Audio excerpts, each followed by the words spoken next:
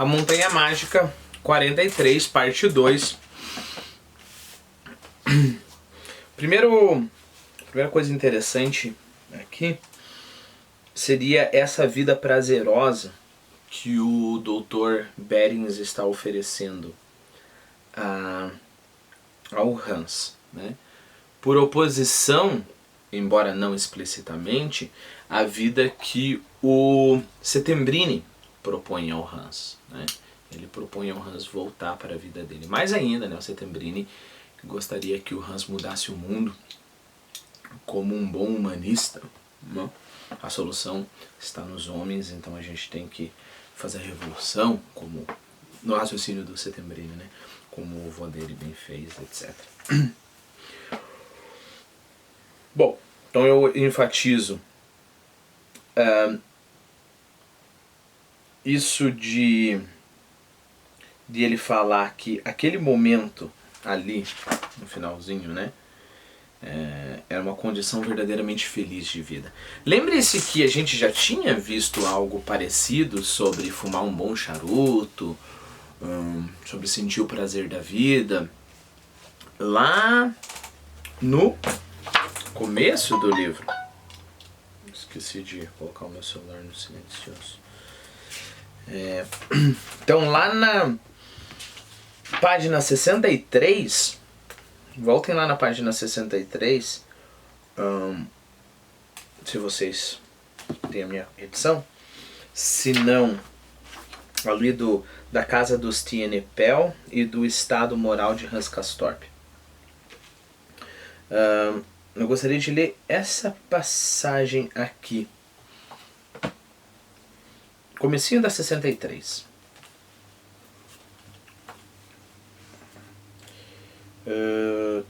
Deixa eu ver. Bom, vou pegar no meio mesmo do parágrafo só para... Comeu pãezinhos quentes com carne defumada, regados por um bom copo de vinho do Porto envelhecido, para então reclinar-se na poltrona e aspirar com volúpia a fumaça de seu charuto.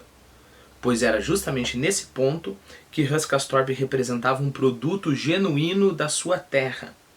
Gostava de viver bem e, apesar da sua aparência anêmica e refinada, agarrava-se com fervor e firmeza qual um lactente deliciado pelos seios da mãe, aos prazeres físicos que a vida lhe oferecia. Então ele se agarrava aos prazeres físicos que a vida lhe oferecia, qual um lactente, qual um bebezinho, né, que ainda mama no peito, deliciado pelos seios da mãe. Ótimo. Perceba que o ponto aqui, quando a gente conversou lá, sei lá, vídeo 4, vídeo 3, a gente conversou sobre a nossa sociedade agora, levando em ponto de vista do narrador, não consegue responder a pergunta do pra quê, né? Pra quê?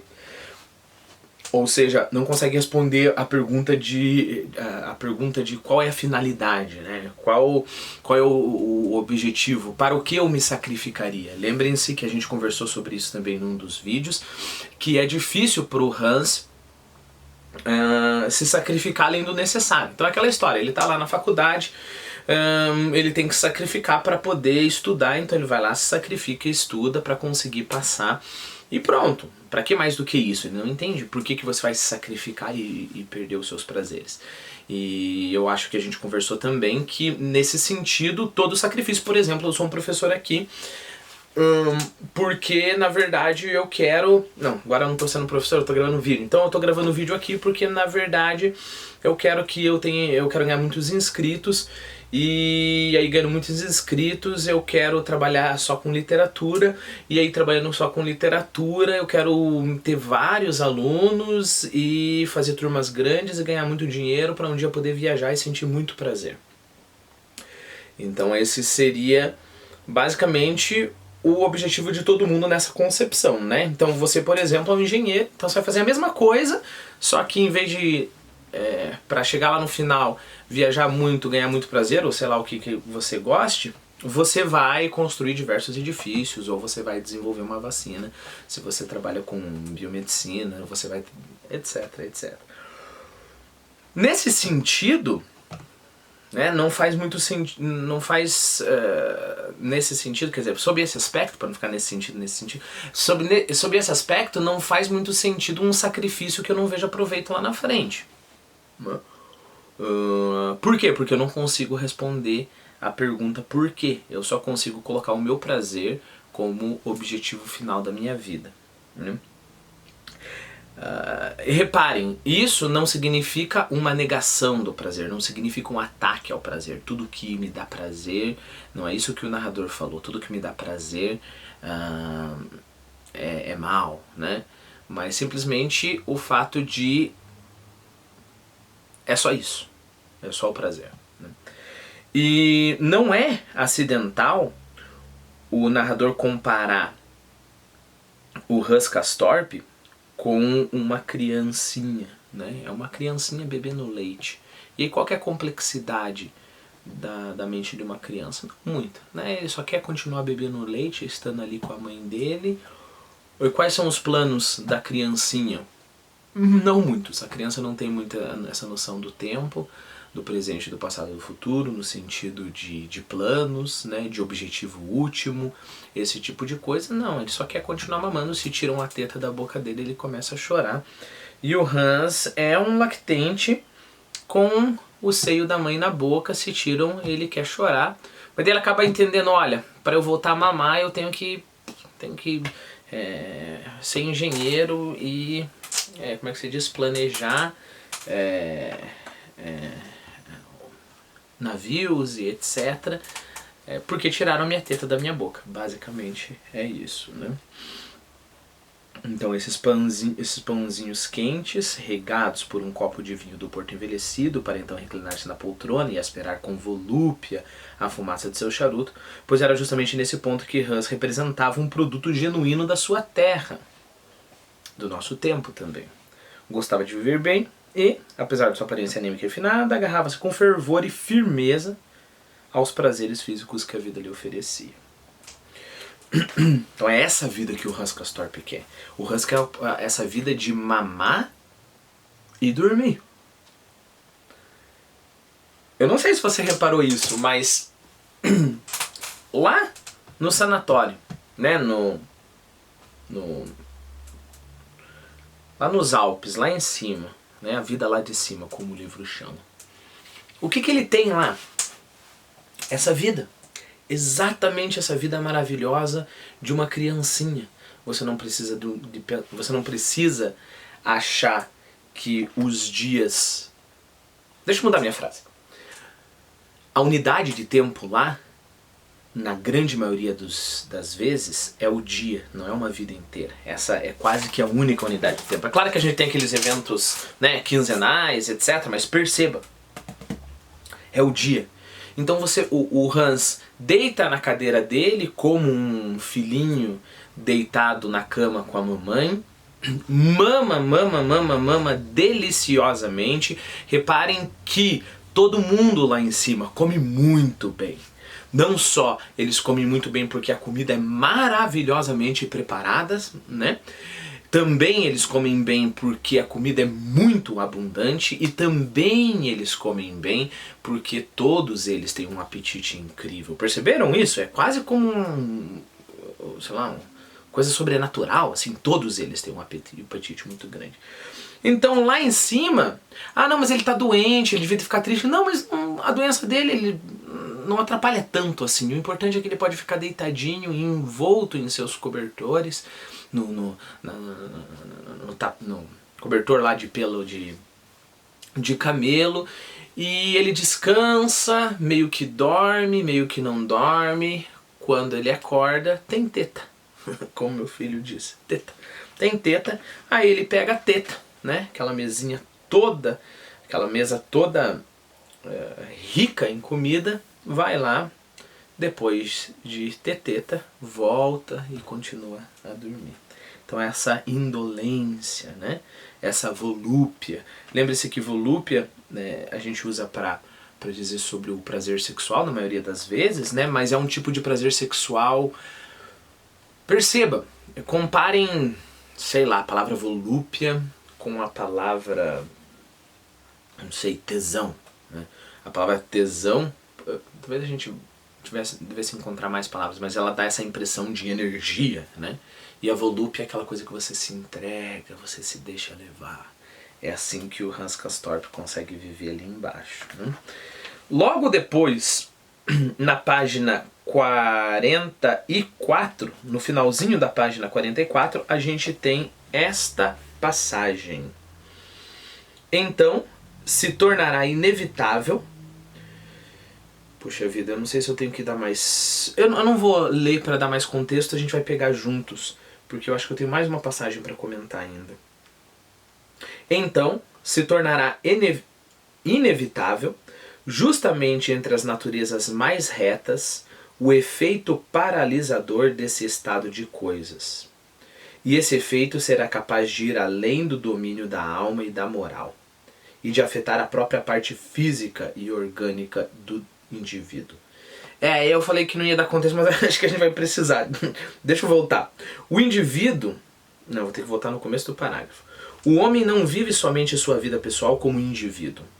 Consciente ou inconscientemente, participa também da vida da sua época e dos seus contemporâneos.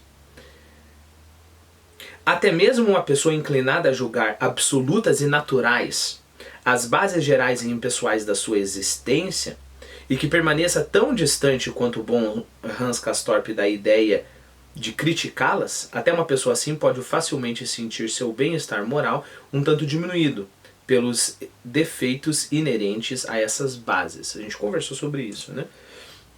As bases sociais. O indivíduo pode vislumbrar numerosos objetivos pessoais, finalidades, esperanças, perspectivas que lhe deem impulso para grandes esforços e elevadas atividades. Mas, quando o elemento impessoal que o rodeia, percebam, então, em teoria, o indivíduo pode vislumbrar numerosos objetivos pessoais, finalidades, esperanças, perspectivas que lhe deem impulso para grandes esforços e elevadas atividades. Então, pode haver que o indivíduo em si mesmo ele tenha esse quase como esse instinto do grande, né? Algo que nos puxa para o alto. Então, há algo em nós mesmos que nos puxa para cima, que nos puxa para o alto, que nos puxa para o nobre. E esse nobre, é claro, dá trabalho. Né, que nos puxa para os grandes esforços e os grandes sacrifícios. Grande esforço e grande sacrifício, não sei se vocês já pensaram sobre isso, não é só sofrimento. Se você faz um grande esforço, quer dizer que você é muito forte. E o prazer que vem disso também é uma coisa incrível. Né? Então há na batalha também esse prazer. Né? A gente não precisa colocar o esforço como oposto do prazer. Então a gente tem esses impulsos, mas quando o elemento impessoal que o rodeia, ou seja, a sociedade, quando o próprio tempo, não obstante toda agitação exterior, carece de esperanças e perspectivas fundamentais e se lhe revela como desesperador, desorientado e falto de saída, e quando responde com um silêncio vazio à pergunta que de qualquer modo se faz, não importa o que façamos, consciente ou inconscientemente, acerca do sentido supremo, ultrapessoal e absoluto acerca de toda atividade de esforço. Então, quando acontece isso, quando a nossa sociedade não responde essa pergunta, então se tornará inevitável, justamente entre as naturezas mais retas, o efeito paralisador desse estado de coisa. E esse efeito será capaz de ir além do domínio da alma e da moral, e de afetar a própria parte física e orgânica do indivíduo. Então é isso que o narrador está afirmando. Reparem, você já sabe, claro, que o Hans Castorp está doente, né? E olha o que o narrador está afirmando. Ele está afirmando que o fato de que o Hans, vamos pegar especificamente o Hans, vamos generalizar para todo mundo, né? O Hans, ele não... Por mais que ele tivesse impulso, né? Por mais que ele tivesse impulso do grande, daquilo que requer esforço supremo, daquilo que responde para a pergunta "pra quê?", por mais que ele tivesse isso, a própria sociedade não tenta responder essa pergunta "pra quê?". E aí o que causa no indivíduo isso? Causa uma indolência. Por que uma indolência? Olha, eu consegui um bom emprego, eu vou conseguir viajar esse final de semana, eu consigo assinar a Netflix, passo o final de semana inteiro assistindo Netflix, então vai criando uma determinada indolência, né? Novamente, não é que isso seja pecado, ok? Mas é só isso que tem, então não tem muita coisa para fazer. E isso mesmo afeta a parte física e orgânica do indivíduo. Talvez aqui a gente achasse a explicação, pelo menos uma das explicações, para dizer por que o Hans está doente, por que o Hans ficou doente subindo lá. Não sabemos. Bom, página 46. Nesse ponto, retornamos às reflexões acima, quanto a saber se limitações impostas à pessoa pelo tempo em que ela vive podem influenciar diretamente no seu organismo físico. Como é que Hans Castorp poderia não ter respeito pelo trabalho? Isso seria contrário à sua natureza. Então, sim, ele respeitava o trabalho. Tudo contribuía para que o trabalho se lhe apresentasse como algo digno, de mais irrestrito respeito. No fundo, nada mais existia que merecesse tal respeito. O trabalho era o princípio em face do qual uma pessoa se saía bem ou malograva. Era o que havia de absoluto naquele tempo, algo que trazia em si sua justificativa. Então, agora a gente está falando já de um sentimento, como é que eu posso dizer? Não é ambíguo? Contraditório, né? Então, o trabalho no nosso tempo é aquilo que serve para que nós tenhamos prazer, mas ao mesmo tempo ele serve para dizer, olha, esse é perdedor, esse é vencedor. Então, pelo menos na sociedade do Castorp você tem que trabalhar e pronto. Eu tenho que abrir um outro vídeo, pessoal.